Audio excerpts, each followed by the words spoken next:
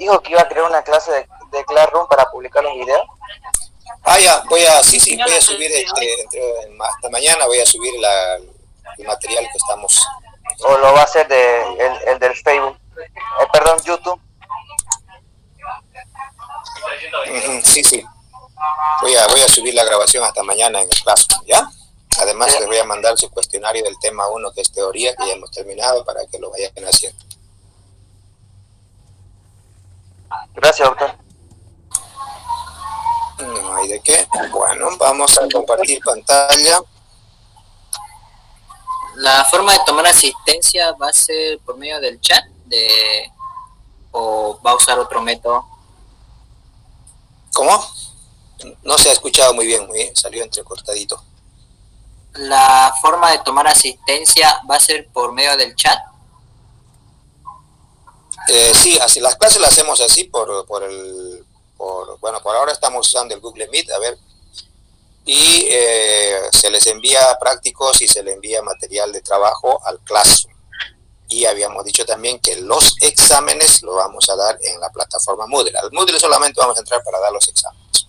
Doctor, una pregunta, dicen, todavía no hay... Los prácticos lo tienen que resolver en un cuadernito, como si fueran a presentarlos así en una clase normal, y después le sacan una foto y esa foto lo van a subir al Classroom en la página de la tarea, donde va a estar la tarea.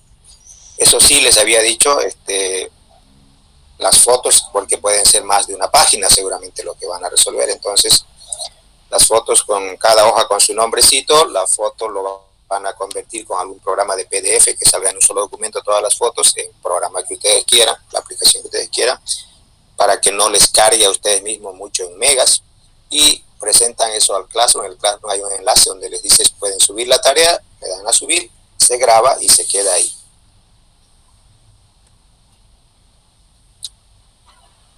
No sé si todavía no hay código de clase, ¿no, Inge? no. ¿Cómo? Ya hay. A mí me llega un poquitito medio distorsionado lo que hablan, no sé si. Ya hay código de Classroom. O pueden escribir al chat también, a ver, voy a mirar, porque no estoy entendiendo muy bien lo que... Si alguien quiere preguntar algo, igual en el chat puede hacerlo, ¿ya? Pero lo que yo les hablo se escucha claro, porque si lo que yo estoy hablando se escucha entrecortado como lo que me hablan ustedes, entonces yo creo que estamos mal. No sé, doctora, por mi parte se escucha bien, la verdad. Ya, alguien me dice que está medio cortado, pero a ver, esperemos que mejore. Yo igual. Yo no te escucho medio cortado. Sí, se escucha bien, creo que en la calidad del internet. Se escucha bien, doctor. Ya. Vamos a compartir la ventana, una ventana del Classroom. Ahora vamos a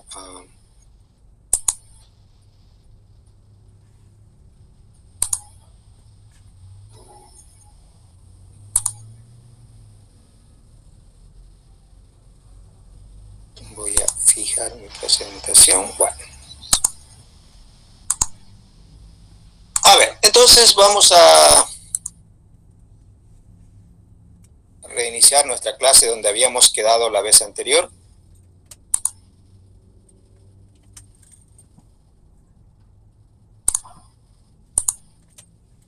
Estábamos nosotros mirando, habíamos hecho una tablita donde primero hicimos nuestro tallo y hoja y al final nos salió una tabla como esta, ¿no?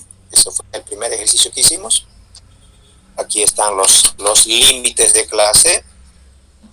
Este es el límite inferior y este es el límite superior. Los intervalos de cada clase, la marca de clase y la frecuencia. Y después habíamos hecho otra tablita para hacer habíamos trabajado otros datos para construir una tabla de frecuencias. Ahora, habíamos dicho también que nosotros necesitamos o se puede presentar en la tabla más componentes. Este es el ejercicio que habíamos resuelto después. Vamos a ver qué otros elementos se pueden añadir en la tabla. Podemos poner la frecuencia relativa, que normalmente se lo simboliza con una H minúscula y la letra I. Esta frecuencia puede ser porcentual o puede ser simple. HI dice puede ser la frecuencia de la clase, de cada clase que hemos obtenido, sobre el número de datos. Entonces nos va a dar un número con decimales, ¿no? 0.23, 0.16, digamos. O a veces, para más comodidad, yo lo multiplico por 100. Ese 0.23 que me podría salir, cuando lo multiplique por 100, me va a quedar en 23%, que a veces es una cantidad más, que se maneja más fácilmente que la frecuencia simple. Pero matemáticamente ambos significan exactamente lo mismo. Entonces podemos sacar la frecuencia relativa. Consiguientemente, yo puedo sacar la frecuencia relativa, por ejemplo, de la primera clase. Esto sería la frecuencia relativa 1. ¿De dónde salió? El número de datos, o la frecuencia, es 2 sobre el total de observaciones, que eran 39. Como está en porcentaje, está multiplicado por 100 y ya está, ¿no? O sea, 2 entre 39 por 100, 5.1 sería la frecuencia de la primera clase. De la segunda clase, exactamente igual. ¿Qué vamos a hacer? 4 entre 39 por 100, eso me dará 10.2. ¿Se entiende? Entonces el otro será 6 sobre 39 por 100, 9 sobre 39 por 100, 10 sobre 39 por 100. Y si nosotros hemos hecho correctamente y hemos redondeado también correctamente, casi siempre al final, y digo casi siempre, no siempre, nos va a sumar 100% porque lo hemos puesto en términos porcentuales.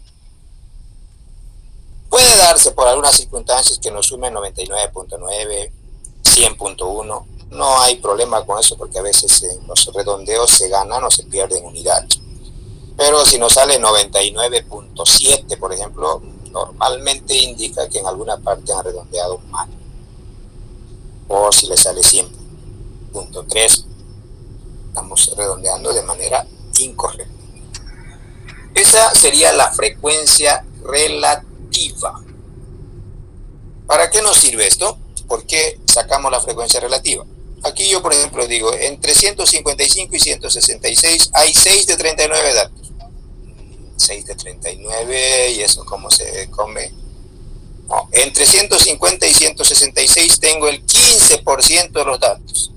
Ah, se entiende, o sea, la proporción relativa comparativa de datos que hay en esa categoría. Entonces es mucho más fácil entenderlo así. El 25% de los datos, por ejemplo, está entre 177 y 188. En vez de decir 10 de 39, y uno se queda pensando 10 de 39, ¿a cuánto equivaldrá? Porque lo que uno busca con esta frecuencia es comparar la distribución de datos por cada categoría que uno está usando. Doctor, disculpe, ¿está grabando la clase? Me olvido, siempre me olvido de eso. Y, a ver, vamos a tener que poner...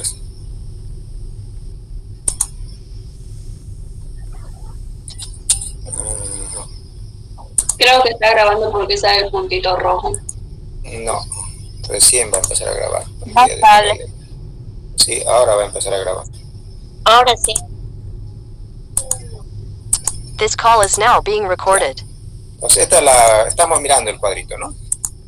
Entonces, es la manera de cómo, hemos dicho, se construye la frecuencia relativa. La frecuencia relativa es simplemente ese valor cualquiera. La frecuencia relativa de la cuarta clase será 9 sobre el total de datos. Multiplicamos por 100 y nos sale la proporción de esa clase. Ahí no tenemos mayor inconveniente.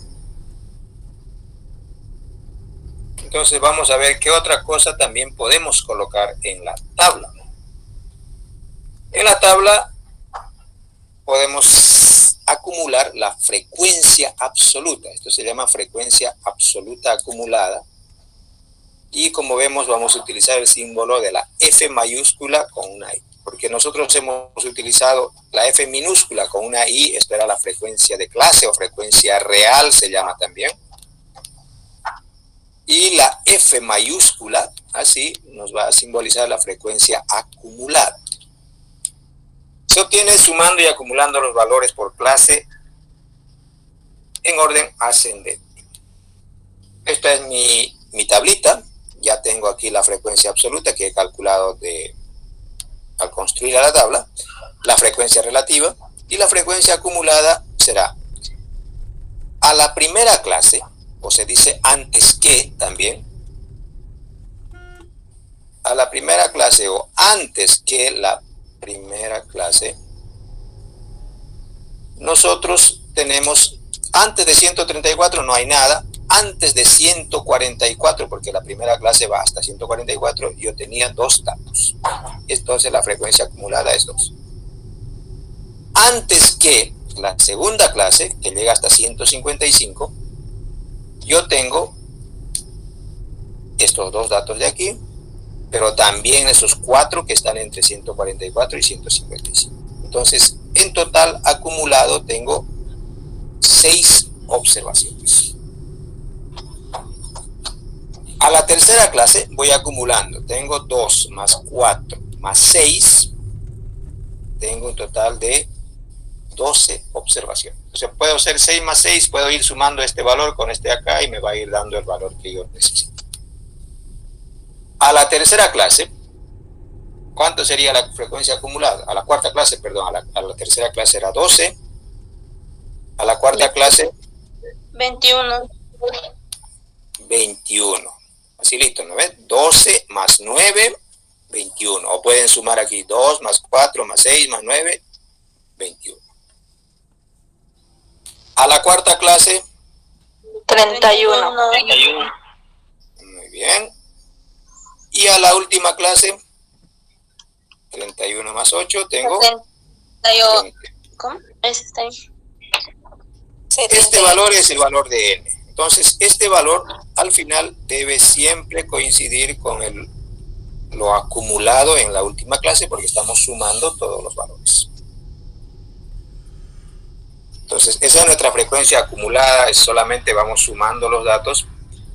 Y eso igual es para facilitar la interpretación. Vamos a ver un ejemplito al final cómo se utilizan más o menos esos indicadores para manejar la información que nosotros tenemos en la tabla.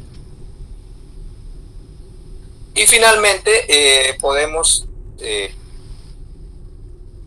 calcular una frecuencia relativa, como la que hemos sacado hace rato, pero acumulada. Entonces, esta era la frecuencia relativa simple y la frecuencia acumulada es una H mayúscula. Es una simbología más o menos universal, pero tampoco es única, ¿no? En otros libros pueden utilizar otros símbolos. Lo que hay que entender es qué es la frecuencia relativa acumulada. Resulta dividir cada una de las frecuencias absolutas acumuladas entre el total de datos. O también se pueden acumular las frecuencias relativas, igual que la frecuencia relativa puede ser simple o porcentual. Entonces, la frecuencia relativa acumulada será la FI mayúscula acumulada sobre N, ya sea simple o multiplicada por 100. Vamos a ver acá. Para la primera clase, por ejemplo, FI mayúscula entre N sería 2 entre 39 por 100. Como era el mismo valor de la primera fila como la frecuencia real, entonces la frecuencia acumulada y relativa simple salen lo mismo. La siguiente ya no sería 4 entre 39, sería 6, porque estamos utilizando este de acá. 6 entre 39 por 100, 15.4. La tercera, 12 entre 39 por 100, 30.8. Aquí, ¿cuánto sería? En la cuarta,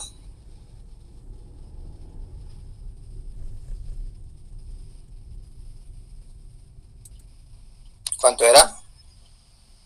21. 12 más 9, 21. 21 entre 39 por 100, 53.8. En la siguiente, 31. 31 entre 39 por 100. ¿Cuánto sale eso?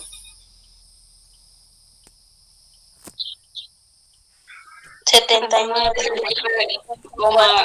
¿Cuánto? 79,5. Y el último, obviamente 39 entre 39 nos va a dar 100. Esa es una manera de sacar, o sea, vamos dividiendo estos valores de esta columna entre n y lo vamos multiplicando por 100. O alguien podría decir, voy a acumular aquí 5.1 más 10.2, 15.4, más 15.4, 30.8, más 23.1, 53.8, más 25.1, o sea, igual nos tiene que dar el mismo resultado. ¿Ya? Entonces, esa es la frecuencia relativa acumulada. Pueden colocarse más indicadores en esta tabla, pero estos son lo que normalmente se utiliza. El ingeniero Cano suele poner, por ejemplo, una frecuencia relativa acumulada invertida, pero que en la práctica no, o sea, igual puede servir alguna vez, pero no es muy usual anotarla ahí. Acostumbra a anotar, solo que se anota al revés, digamos, ¿no? Se parte sobre la base 39 y se va disminuyendo según la frecuencia que tiene cada clase.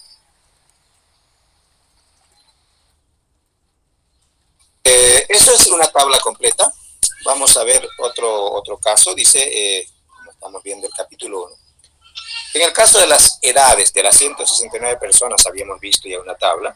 Dice, esta tablita ha sido hecho bajo una construcción arbitraria, es decir, sin seguir los lineamientos recomendados para hacer una tabla de frecuencias. Porque es usual organizar los rangos de edades de manera preestablecida tomando intervalos de 5 o de 10 años. O sea, así lo manejamos socialmente. Casi siempre tomamos de 5 en 5, de 10 en 10, por ejemplo, hasta para pagar el bono sol. No, es muy poco probable que en algún lado digan, se pagará desde los 58 años. No, se paga desde los 55, se paga de los 60 o se paga de los 65. Estamos acostumbrados a manejar así esas cantidades. Por ello vamos a fijar arbitrariamente para esa distribución, dice, intervalos de 10 años. Como estábamos hablando de la edad de las personas, de los datos que teníamos, que habíamos puesto al principio, la edad mínima era 18, la edad máxima era 63, entonces vamos a construir, empezando de 10 en 10, de 10 hasta 19, van a entrar un grupo de personas, de 20 a 29, de 30 a 39, de 40 a 49, hasta 69. O sea, no hemos aquí determinado cuántas clases deberíamos sacar con la fórmula de Sturges, no hemos determinado el ancho de clase por fórmula, sino que en algunos casos se hacen así las tablas porque así las manejamos en la sociedad. Y estas eran las frecuencias resultantes de ese trabajo de los 169 datos que habíamos puesto al principio de la clase anterior. Entonces, esta tabla, que se hace así, tablas de esta naturaleza, podrían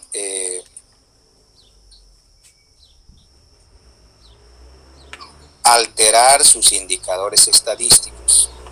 Por eso, siempre que sea posible, hay que seguir los lineamientos, las reglas, las fórmulas, porque así tenemos una tabla que mantiene sus indicadores estadísticos. Aquí no quiere decir necesariamente que se van a alterar, podrían alterarse, la posibilidad de que se altere es un poco mayor, pero aún así hay personas que hacen tablas siguiendo estos criterios. ¿Ya? En todo caso, aquí hay una cosa importante que vamos a hacer notar. Dice, hemos puesto rangos para simplificar los problemas de 10 hasta 19. Y en el otro no empieza en 19, porque si no ya no iríamos de 10 en 10. Empieza en 20, termina en 29. El otro va en 30 y va a 30. Si yo estuviera haciendo una escala, en una escala de edad, recordemos que la edad es una escala de tiempo. Aquí está 10, vamos a poner aquí está 19, aquí está 20, aquí está 29, no sé si la escala que la estoy construyendo está de manera razonable, aquí 39, y así sucesivamente, ¿no? Entonces, aparentemente yo tendría un rango que va de 10 hasta 19. Tengo otro rango que va de 20 y termina en 29. Otro va de 30 a 39. ¿Y qué hago yo si una persona tiene 19 años y medio? ¿A dónde lo pondría? ¿O no lo anoto?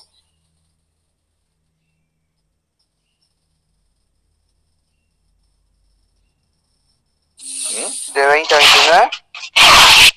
Si tiene 19 años y medio. Y si Ahí tuviera Se 19, anota como 19. 19, o sea, en términos matemáticos, estamos creando un espacio vacío que supuestamente no está comprendido en nuestro rango de valores, ¿no? Eso, en todo caso,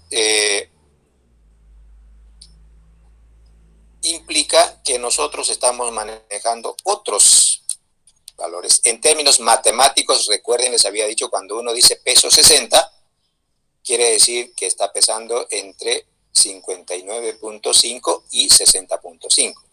Entonces, estos límites así puestos, estos de aquí, se consideran o se manejan como límites aparentes, límites que no son matemáticamente verdaderos.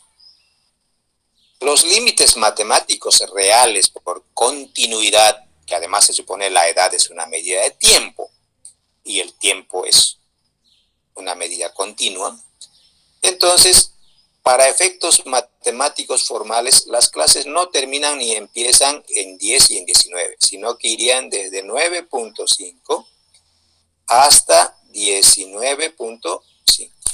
La otra, o sea, ese espacio vacío que hay ahí no debe existir, hasta 29.5. Y la siguiente, y termina en 39.5. Estos serían los límites reales matemáticamente. Entonces, si hay un 19.4, ¿yo a dónde lo voy a anotar? En la clase que va de 10 a 19, porque en realidad llega hasta 19.5. Dicho de otra manera, yo tendría que pensar, aunque no lo vaya a anotar, que los límites no se anotan de 10 a 19, sino que matemáticamente van de 9.5 a 19.5, de 19.5 a 29.5 y así sucesivamente. ¿Ya? Ahora, esto de los límites reales y aparentes no altera absolutamente nada, porque si yo le saco el punto medio, la marca de clase, entre 10 y 19 es 14.5. ¿No ven? Entre 9.5 y 19.5, la marca de clase seguirá y debe seguir siendo 14.5. Pueden sumar 9.5 más 19.5, lo dividen entre 2 y va a salir 14.5.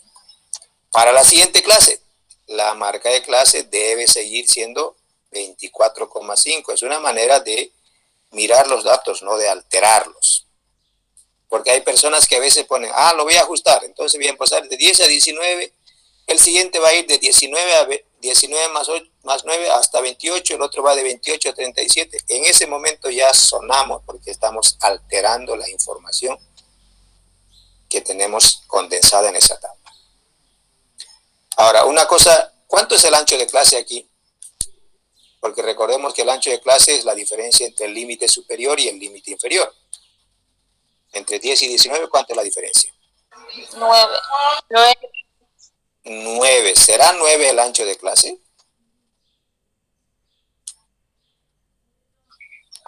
No. El ancho de clase en realidad es 10. 10, de 9.5 a 19.5.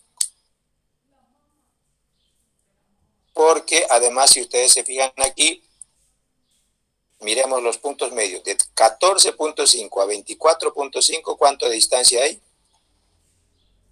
Siempre hay un ancho de clase de distancia. Y es 10. Van de 10 en 10, no van de 9 en 9. Entonces, el ancho de clase no es 9, perdón, es 10. Ese es el ancho de clase real. Cuando ustedes se encuentren con una tabla así, donde los límites no son continuos, tienen que asumir directamente que hay continuidad. Entonces, esto va hasta 49.5 y empieza desde 39.5. ¿Ya? Son los límites aparentes. En términos matemáticos no existe tal vacío, pues los límites reales serían estos de acá. Así quedaría nuestra tabla. Los puntos medios no se alteran. Esto uno lo puede anotar o no, no importa si uno no lo anota.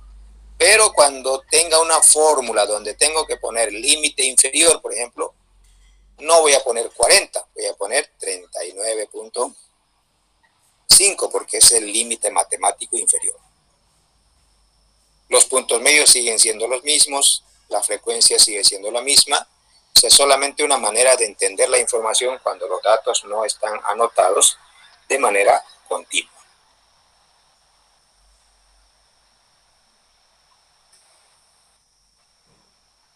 Límites verdaderos son esos de ahí.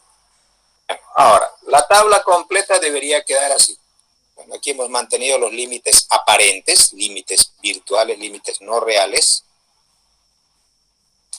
Esta era la frecuencia real. ¿Qué hicimos para sacar este 21.3? A ver. ¿Qué hemos dividido acá? La frecuencia real entre la número total. Ya, ¿cuánto? ¿Qué números hemos dividido? 160, sería 39 dividido entre 169. 36 entre 169 por 100, como está en porcentaje, está sumando 100, entonces eso es lo que hemos hecho, ¿no? Para sacar de la segunda clase sería 66 sobre 169 por 100. Al final, la sumatoria, si es que tenemos un redondeo correcto, normalmente saldrá 100. Frecuencia acumulada. Ya hemos explicado cómo se hace. A ver, ¿cómo saqué este 117?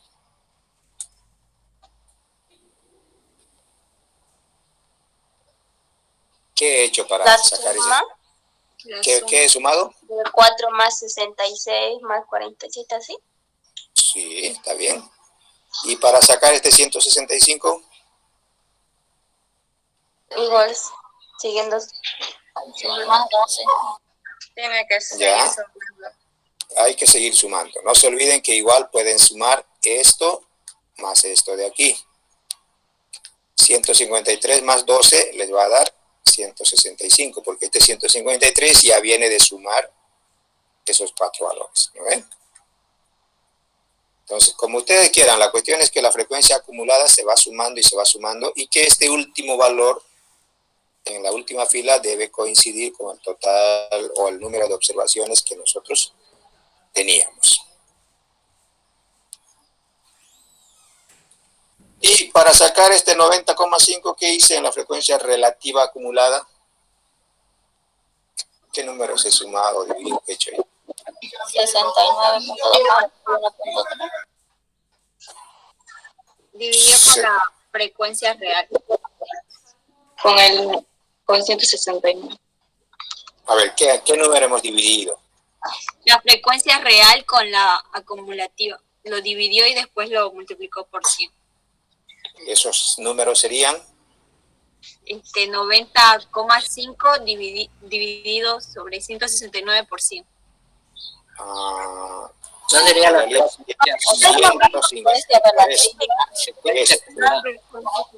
esto podemos saber 153 sobre 169 por 100. Eso es una cosa. O lo otro que podrían haber hecho es sumar. Sumar, sí. Sería 69.2 más 21.3. O lo suman los cuatro directamente y nos va a salir eso. ¿No ven? Sí, sale. Entonces, esa es la manera como sacamos estos indicadores. Ahora, ¿qué hacemos con esos indicadores? Por ejemplo, ¿qué información puedo sacar? Aquí hay estos son los intervalos, no es un rango, sino el número de hijos que tiene una familia, pero es igual como que yo tuviera de 0 a 10, de 10 a 20, o sea, igual son categorías. ¿Qué información puedo sacar? Este es, en este caso, como una marca de clase. La frecuencia, el FI, el HI y el HI acumulado. Estos se supone son porcentuales, esto lo saca un programa de computadora, el SPS. Entonces, yo me puedo hacer preguntas como esto. ¿Cuántos individuos tienen menos de 2 hijos?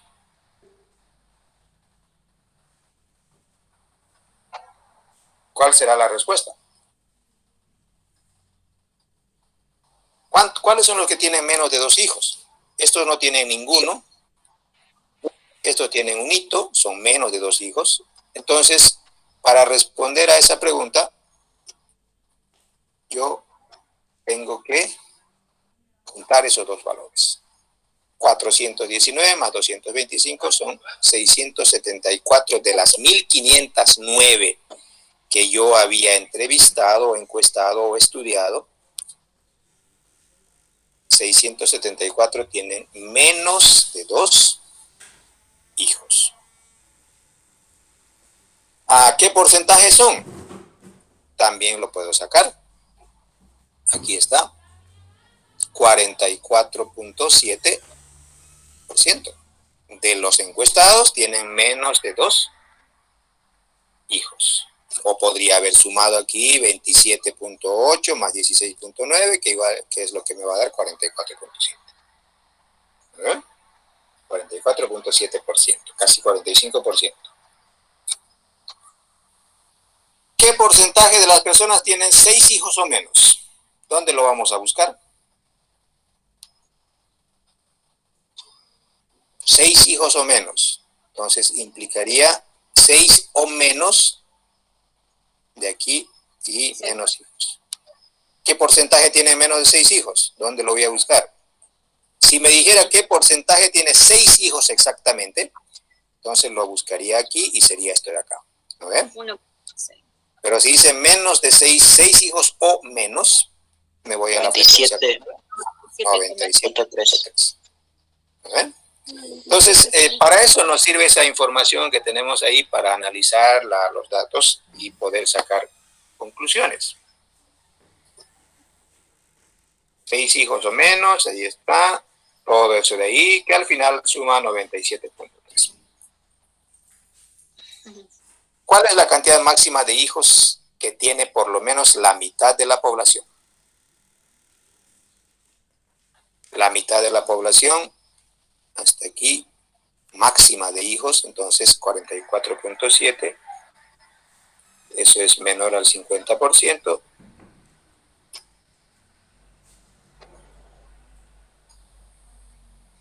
Como máximo tiene 2 hijos, hasta el 69.5%, como máximo, porque algunos tienen más, ¿no ven? Entonces, esa es la interpretación que uno hace de la tabla, aparte que estos datos que ponemos en la tabla después nos van a servir para hacer gráficos. Hay gráficos de ojivas, gráficos de histogramas. Entonces, por eso normalmente a la tabla se lo construye y se le saca la frecuencia relativa, acumulada, y la acumulada relativa. Bien, vamos a practicar un poco más.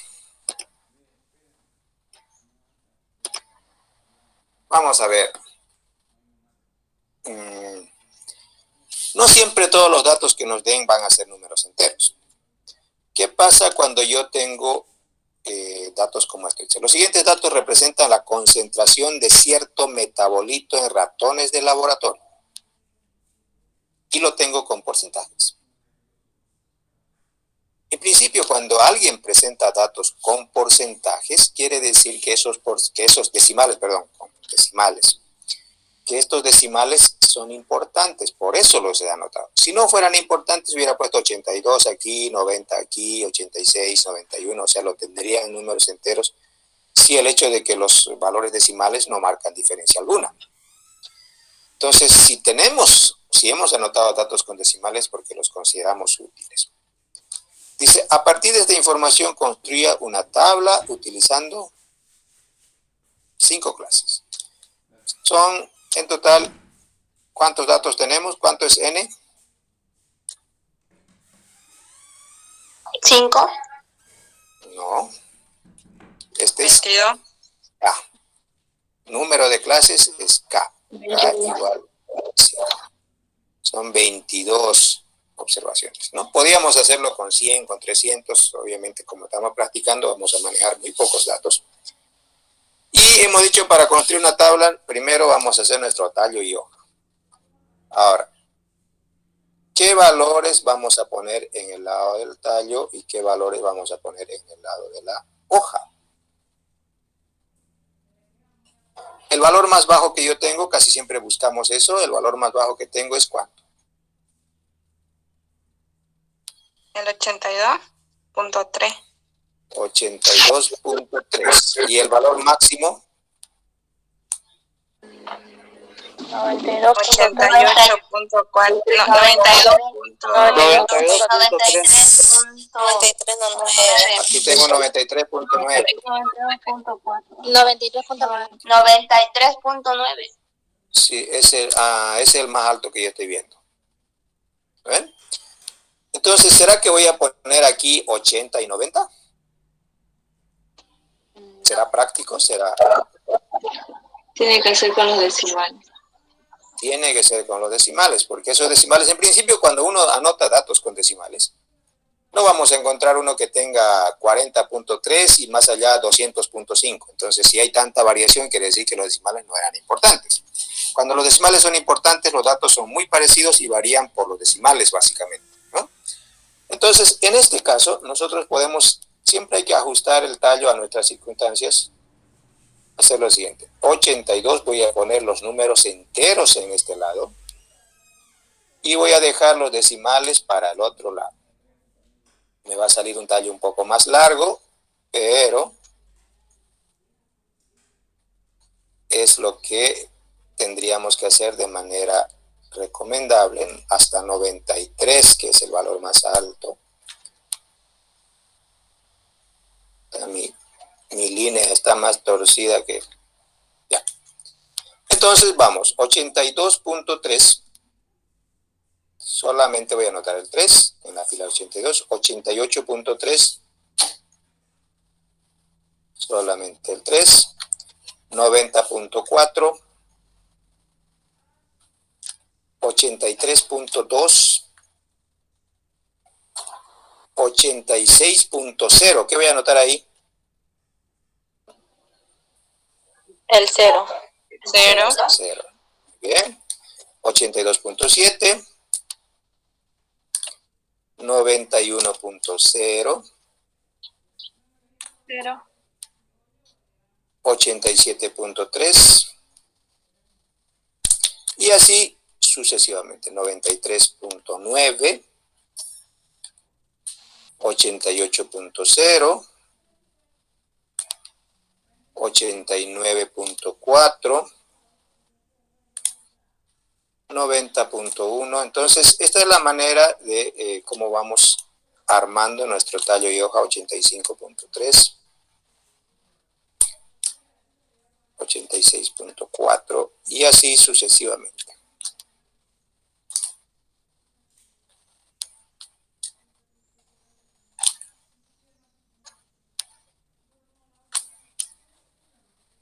Como ven,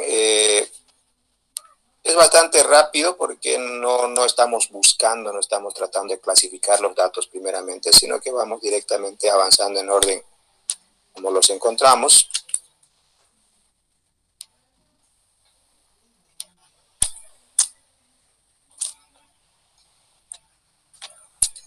$92.3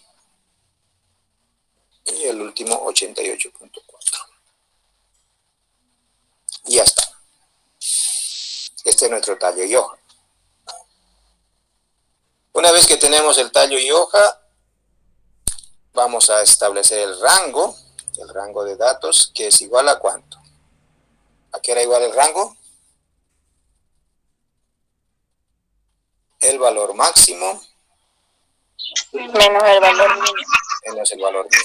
Entonces será 93.9 menos 82.3. Y eso sale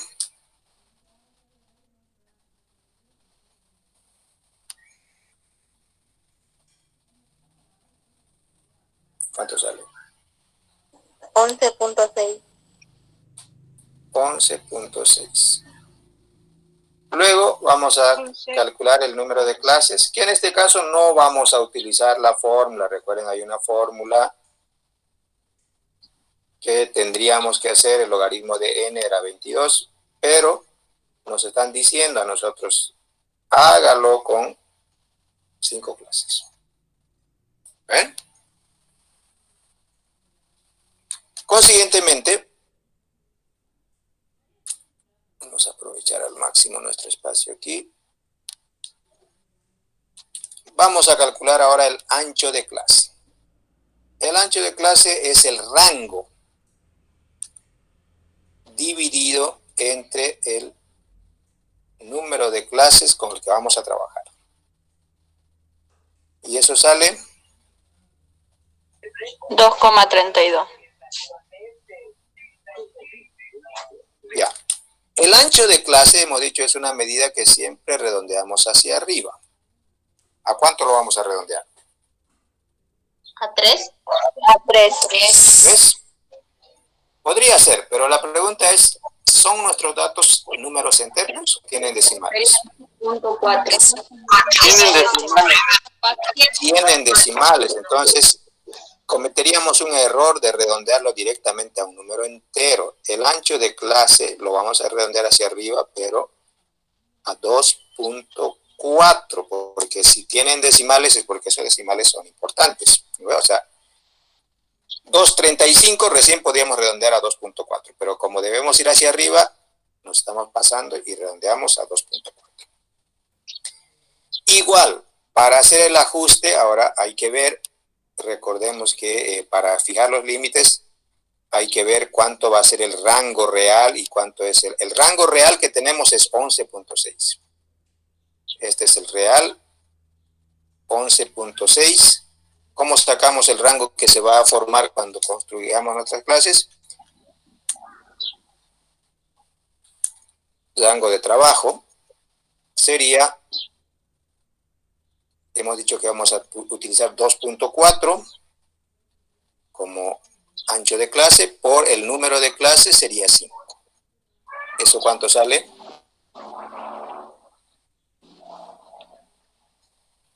12, exactamente. 12.0. Entonces, ¿cuánto estamos incrementando? 12 menos 11.6, 0.4. Ese 0.4 lo tenemos que repartir, por lo tanto, me bajaré 0.2 unidades para terminar 0.2 unidades después. ¿A ver? Entonces, ¿esto qué quiere decir? Voy a empezar mi clase, el valor más bajo que yo tengo es 82.3, pero no debo empezar por 82.3, sino que voy a empezar por 82,1. exactamente, 82,3 menos 0.2, 82,1. Ahora hago lo mismo, sumar el ancho de clase. más 2,4. ¿A cuánto vamos a llegar?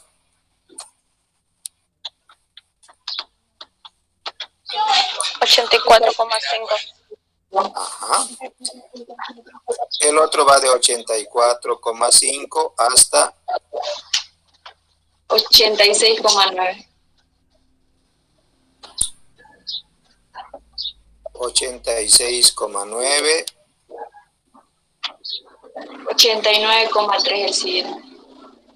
89,3. 89,3. 91,7. 91,7 para terminar en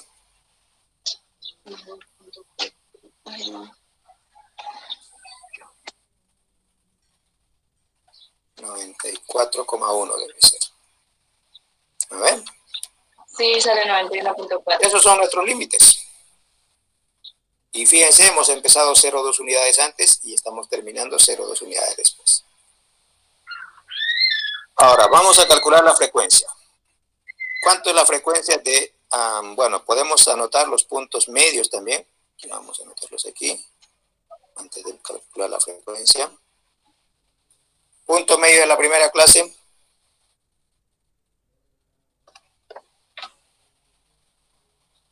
Disculpe, doctor, en 89,3, abajo le colocó 84,3.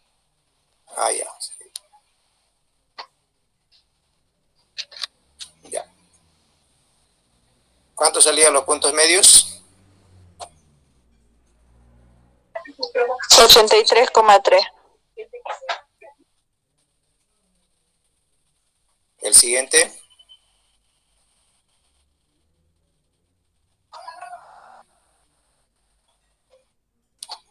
Sale 85,7, ¿no ve? Sí. Después 88,1.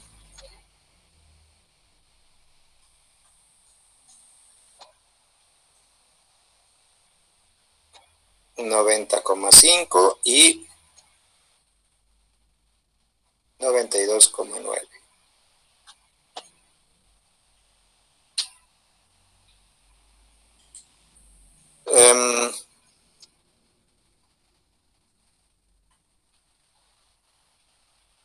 Frecuencia. ¿Cuánto es la frecuencia de la primera clase? Hasta 84,5. 84,6 no entra. Entonces tengo 82,3, 82,7, 83,2. Ya no tengo más. La frecuencia de la primera clase será 3. 3.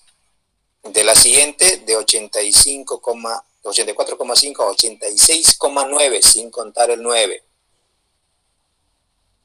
1, 2, 3, 4, 5. El 9 no lo voy a contar. La siguiente, 86,9 hasta 89,3. 1, 2, 3, 4, 5, 6, 7. El 89,3 no lo cuento.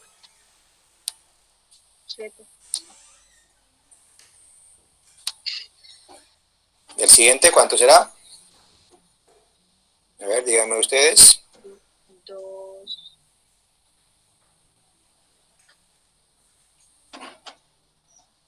¿4?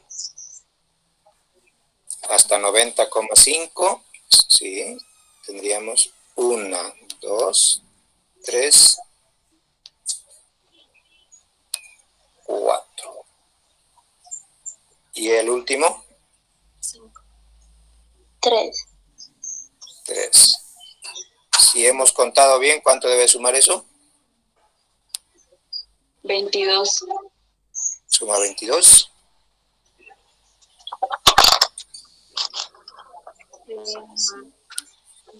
Sí, sí, ahí. Bueno, No, Sí, sale 22. Esa sería entonces nuestra tabla básica. Pero como estamos trabajando y ya hemos visto cómo se calculan los otros valores, aquí le vamos a poner la frecuencia relativa por simple, porcentual. Vamos a ponerle la frecuencia acumulada y la frecuencia acumulada porcentual. A ver, ustedes me van a dictar.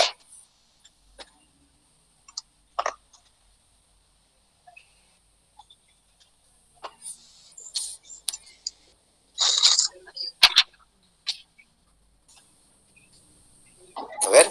13,63 me salió. Con un solo decimal para no complicarnos. A 13,6. 13,6. Muy bien. Siguiente.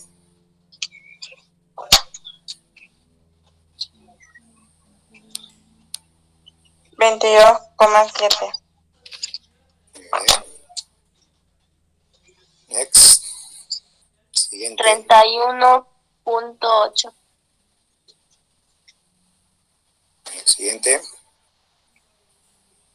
18, Doctora, a mí en la segunda me salió 18,1. Ya. Y la última. 13.6. 13.6. Ya, ahora lo sumamos.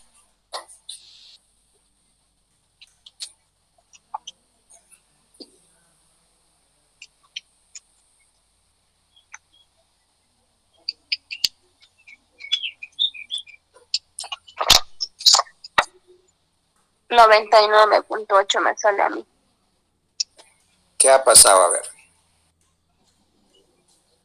Lisa, ya tengo una duda. Algún número han redondeado inadecuadamente.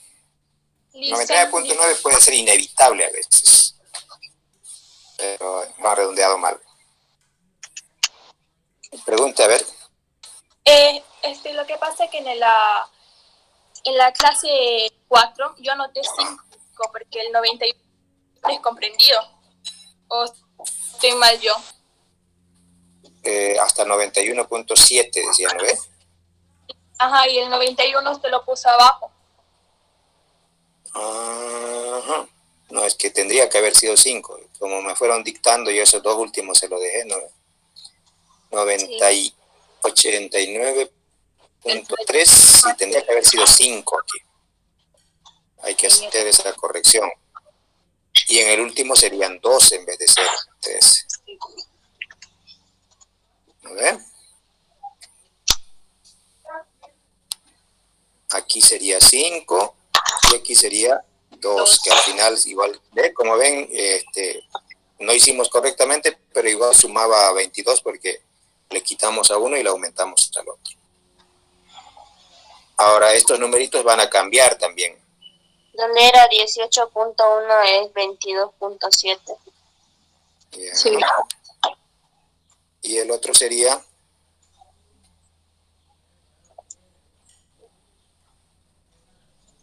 9,1 sería. Redondeado el 9,1. A ver, aquí ahora si sumamos 8 más 8, 16. Aquí sale 99,9, ¿o no? Bueno, a veces sale así, eso ya no se puede arreglar, pero si había un 99,8, alguito estaba mal redondeado. Sale 99.9. Sí, Ah. 99.9. 99.9.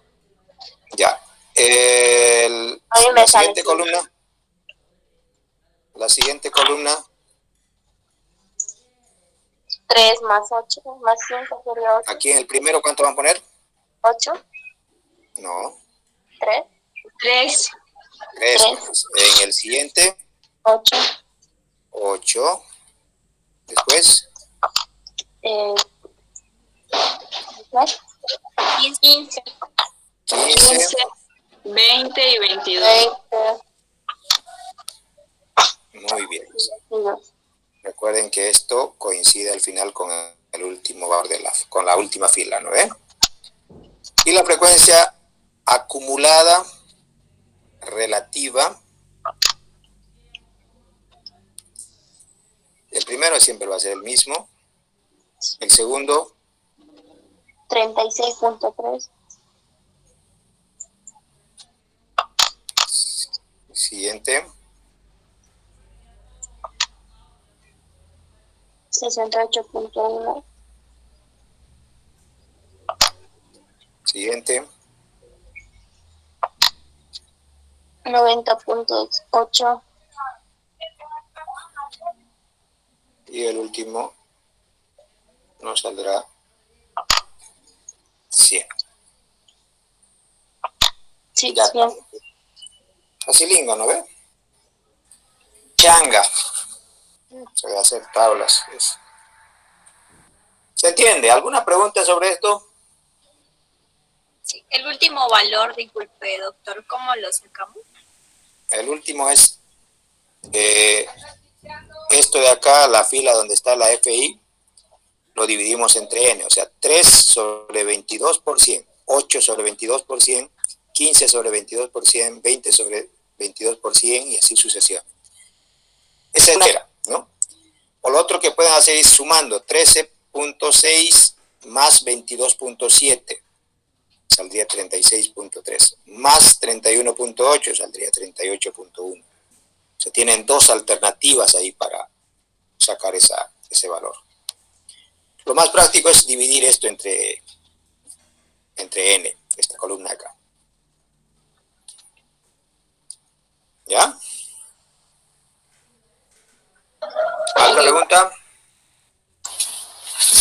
Doctor, eso del rango real y el rango de trabajo, cuando hay decimales, ¿se debe realizar esto? Igual, cuando hay y cuando no hay, igual lo hemos sacado en la tabla anterior. O sea, siempre tiene que sacar su rango real, es lo que sale cuando usted hace esta división. ¿No ve? Cuando hemos hecho el valor máximo menos el valor mínimo, si sus valores son números enteros, obviamente el rango le va a dar un número entero, ¿no? Este es el rango real, el que existe. O sea, nosotros habíamos hecho una tablita. Yo tengo como valor mínimo en esta distribución, por ejemplo, 82.3. Ese valor mínimo se extiende hasta, perdón, ese rango se extiende hasta 93.9. Este es el rango real, o el rango, la amplitud, el recorrido, el intervalo de valores que yo estoy manejando. Pero ocurre que como le he aumentado el ancho de clase de 2.32, lo estoy subiendo a 2.4, entonces como son 5 clases, multiplicado 2.4 por 2.5 va a llegar a 12. ¿Qué quiere decir eso? Que si no hago ningún ajuste, voy a aumentar aquí 82.3 más 12, llegaría hasta 94.3.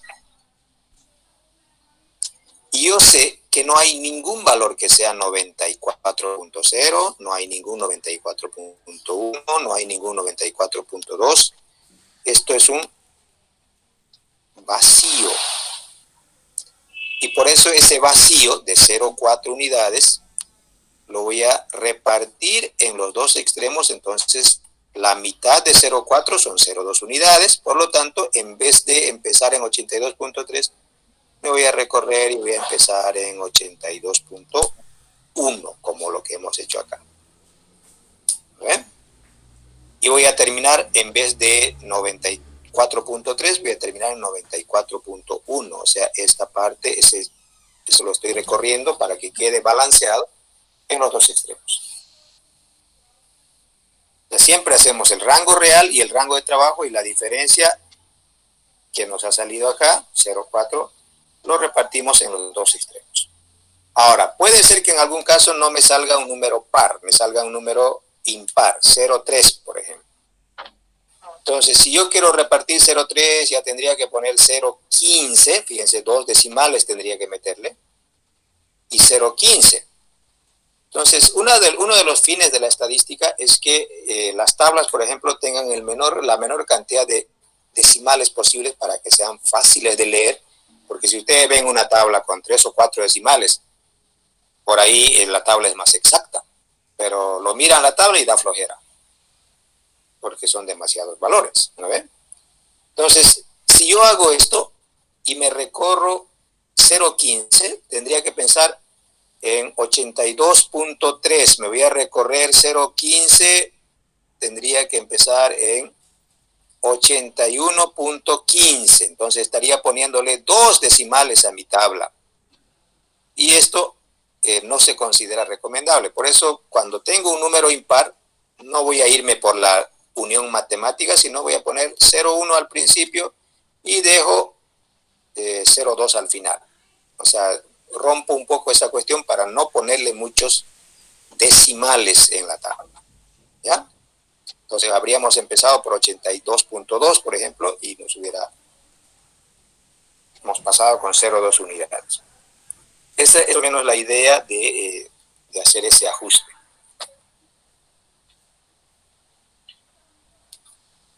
¿Se entiende?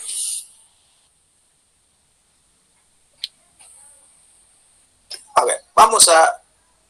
Ingeniero, disculpe, me perdí.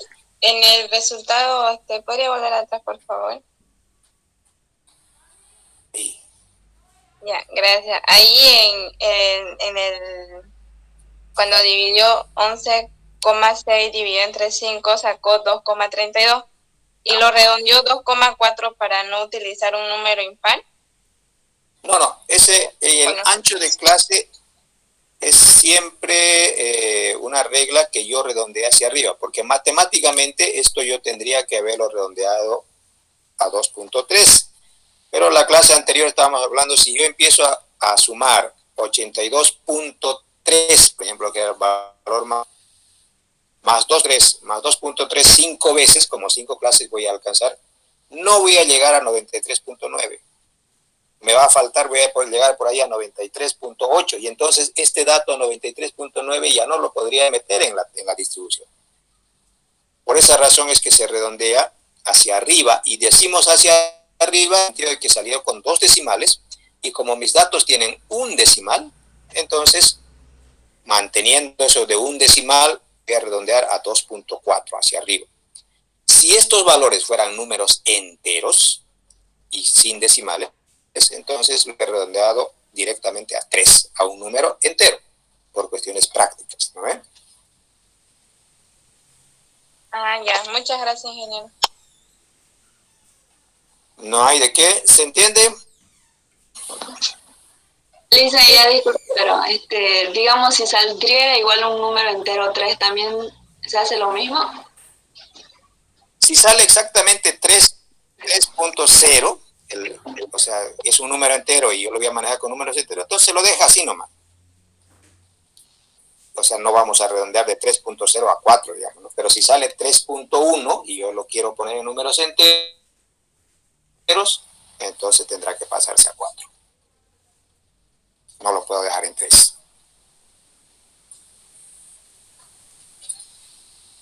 ¿Ya? Doctor, disculpe, ¿me podría repetir, por favor, cómo es que sacó la frecuencia relativa? La frecuencia relativa, esta de aquí me dice, a ver, esta de acá.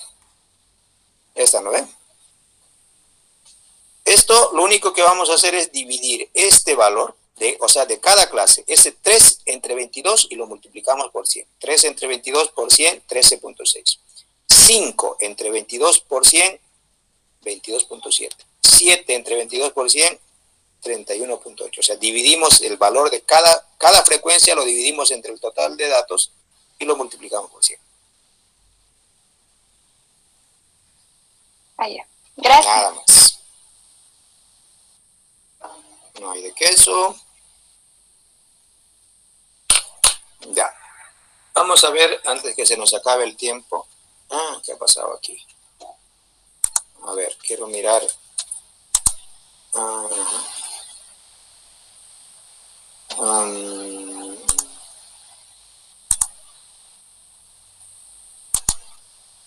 Vamos a suponer, voy a ponerles otros valores. Vamos a suponer que yo tengo datos como el que les voy a poner ahorita, porque no sé qué pasó, parece que no se pegó.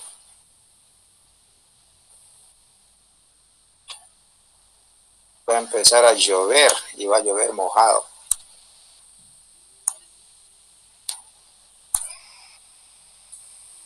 Están viendo la cuenta ahorita, ¿no ven? Sí, se ve. ¿O no se ve? Se puede ver. Ya.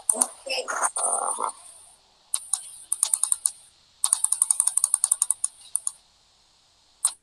Ya. Vamos a suponer que tengo datos como estos.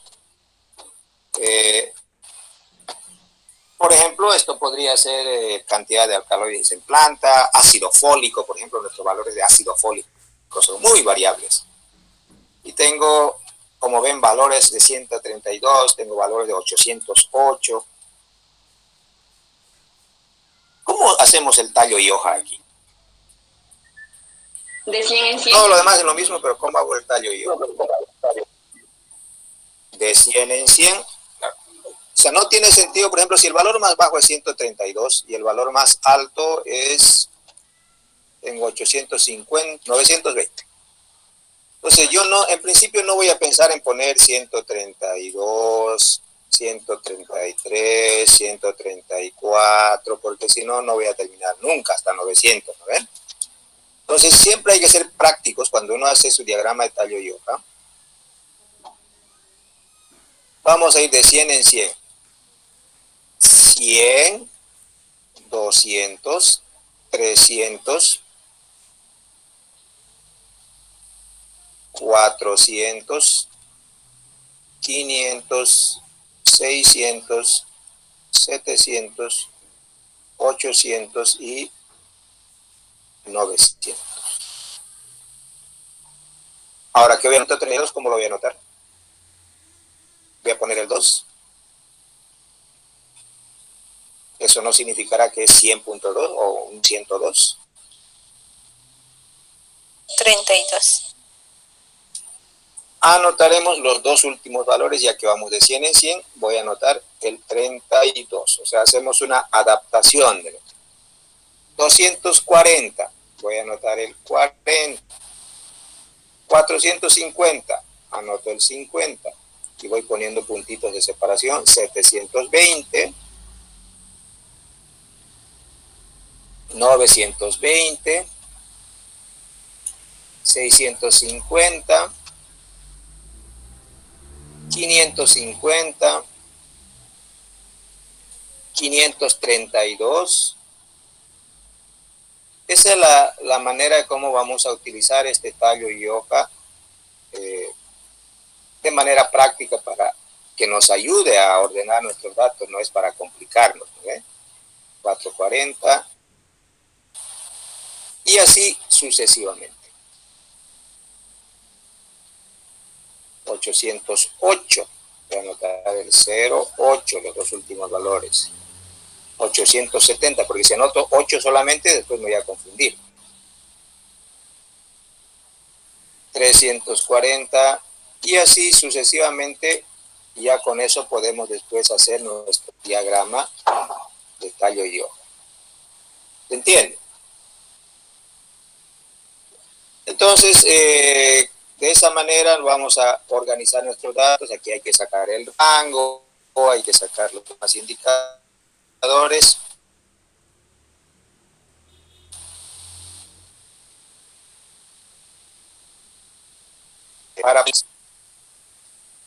Para no confundirse. ¿Ven? Igual 600 y 520. Y ya tengo mi tallo yo.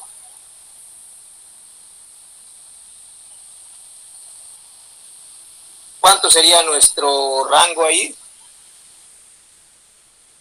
A ver, vamos a terminar por lo menos esto. El rango sería 920 menos 132. Eso sale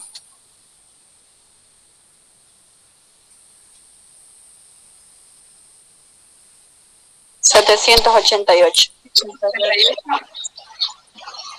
el número de clases, no nos dice nada, tendríamos que aplicar la fórmula 1 más 3.3, la regla de Sturges, por el logaritmo de, ¿cuántos datos son? 22, digamos, ¿no? Y eso sale 5,4. 5,42. ¿Cuánto va a ser K? 6. Ah, no. K lo podemos redondear de manera normal. O sea, no tenemos que romper ninguna regla. Será 5. O sea, lo único que va siempre hacia arriba es este valor del ancho de clase, que sería 788 sobre 5, y eso sale 157,6. Disculpe, va a ¿el quedar valor de nuestro? K no puede ser 5.5? ¿O siempre tiene que ser un número entero? No, usted puede poner 5,5 filas en una tabla. Ah, K tiene que ser entero, ¿sí o sí, no? Sí o sí tiene que ser entero el número de K, el valor es. Gracias. Entonces redondeamos aquí a 158. Ahora, ¿cuánto nos vamos a recorrer? Entonces nuestro rango real es 788. El rango de trabajo lo sacamos 5 por 158. ¿Cuánto va a ser? 790. Entonces, ¿con cuántas unidades me estoy pasando? 788, 790. 2. Y entonces, ¿por cuánto empiezo? Cuando haga mis límites. 787. No, el valor más bajo que tengo es 132. Entonces tengo que recorrer 131. Cabalingo, 131, que he recorrido de 132, que es el valor más bajo que yo tengo. Voy a recorrer 131, y voy sumando 158 en cada ancho de clase. ¿No ven? Esa es la manera como ajustamos nuestra tabla, y ya después lo demás ya saben lo que viene. Creo que estamos sobre la hora. Vamos a terminar la clase aquí. Van a enviar sus nombres al chat para que lo registremos, pero también voy a probarte en una aplicación para tomar lista. A ver cómo me va con eso.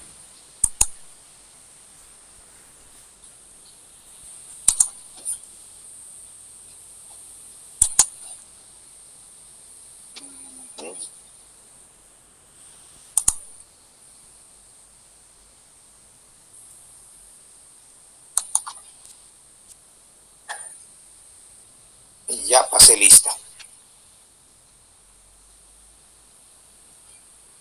Al final, esta vez no nos molestó, parece que hubo un fallo en el sistema, no sé qué pasó. Esta vez creo que hemos pasado tranquilo nuestras clases por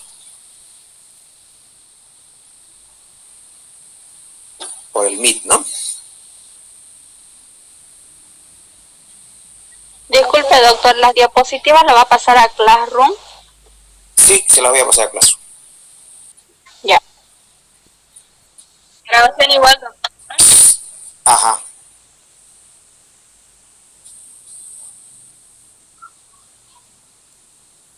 Bueno, jóvenes, entonces vayan a almorzar antes que les quiten su comida. Hasta luego, doctor. Chaucito.